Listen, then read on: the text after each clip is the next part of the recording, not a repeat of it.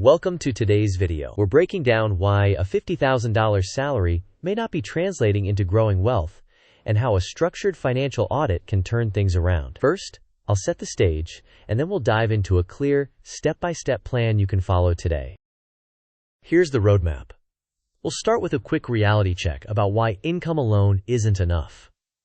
Next, we'll walk through an audit of the last 3 months of spending. Then, we'll identify the most common cash leaks and how to plug them. After that, we'll explain the hidden costs of moving when you're already stressed. We'll close with a 90-day plan, clear takeaways, and 2 quick quizzes to help you lock in the concepts. Let's begin. Let's begin with a reality check. If your savings are declining despite a steady income around $50,000 a year, the primary issue is usually not that your budget is too small, but that control has slipped. Hidden impulse spending and unstructured variable expenses tend to eat away at progress.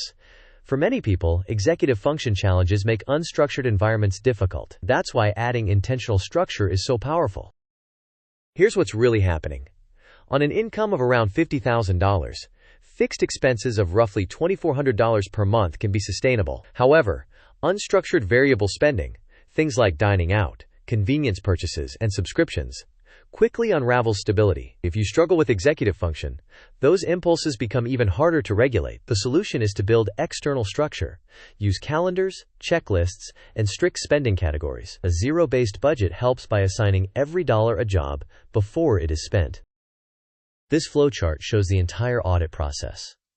First, collect 3 months of bank and credit card statements. Next, categorize every transaction into buckets like dining out, groceries, convenience shopping, subscriptions, transport, utilities, rent, and miscellaneous. Then, look at recurring charges and ask if each one was actually used in the last 30 days.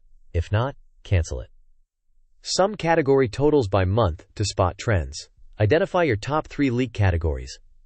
Based on that, set a weekly cash allowance for variable categories and draft a zero-based budget, assigning every dollar a specific job. Money.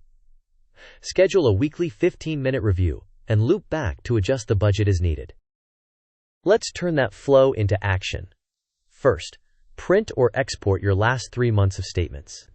Next, categorize each transaction with a simple tag, such as DINE for dining, GROC for groceries, CONV for convenience shopping, and SUB for subscriptions. Then, highlight any subscriptions you have not used in the last 30 days. And cancel them immediately. After that, total each category for each month and rank your top 3 leak categories. Set weekly cash or debit-only limits for those leak categories to create a hard boundary. Build a zero-based budget so income minus expenses minus savings equals 0, meaning every dollar is assigned. Finally, schedule a weekly 15-minute check-in to review and update your plan.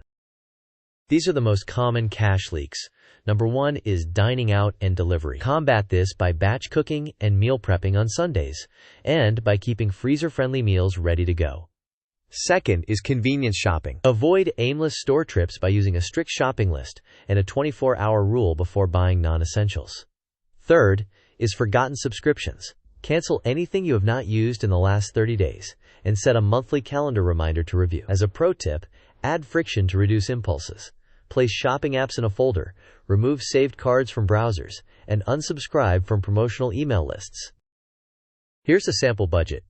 We assume an approximate net income of $3,300 per month on a $50,000 salary, though taxes vary by location. Fixed expenses like rent and utilities total about $2,400. Before making changes, dining out might be around $450, convenience shopping $270, subscriptions $180, and other variable expenses like gas $200. That totals $1,100 in variable spending, leaving negative $200 for savings. After fixes, dining out drops to $180, convenience to $120, subscriptions to $60, and other variable stays at $200.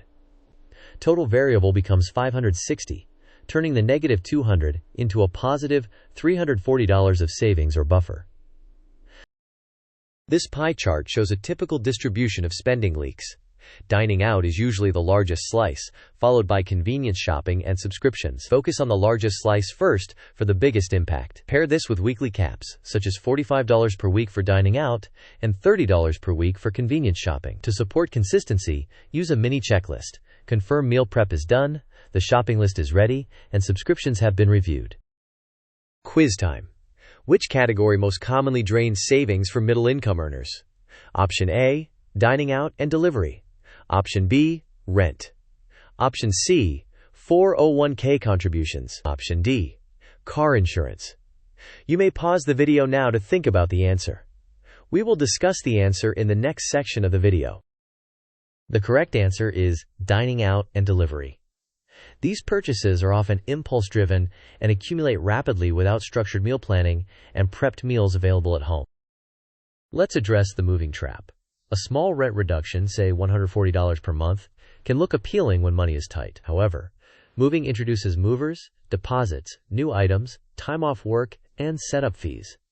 The disruption also increases impulse purchases, which can offset any savings. Additionally, move-in specials may mask higher base rent upon renewal.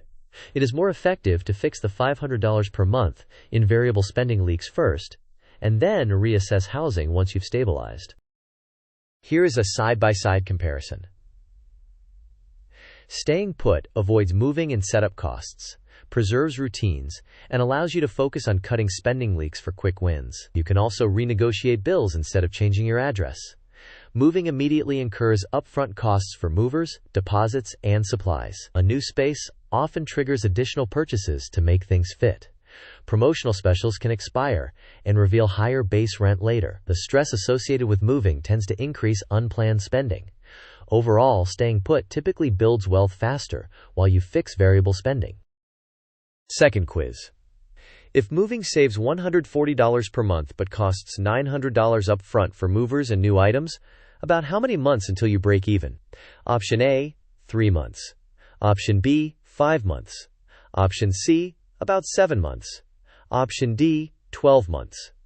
You may pause the video now to think. We'll reveal the answer next. The correct answer is about 7 months. 900 divided by 140 is roughly 6.4. So it would take close to 7 months to break even, and that assumes no additional impulse or setup costs.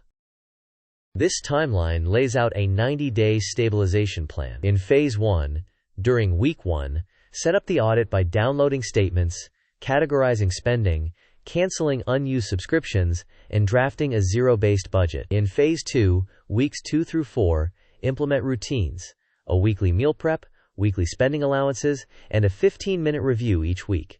In Phase 3, Weeks 5 through 8, iterate by trimming spending caps by 10 to 15% and building a $500 emergency buffer. In Phase 4, Weeks 9 through 12, automate savings transfers, set calendar reminders to verify bills, review your progress, and decide on any next steps related to housing after your variable spending is under control. Here are the key takeaways. First, structure beats willpower. External systems protect your cash. Second, start with a 3-month audit so you know where every dollar went. Third, plug the big leaks first: dining out, convenience shopping, and subscriptions. Fourth, avoid the moving trap until your variable spending is fixed. Fifth, adopt a zero-based budget and schedule weekly 15-minute reviews. With this approach, stability returns and savings rebuild. Remember that if you saved before, you can do it again.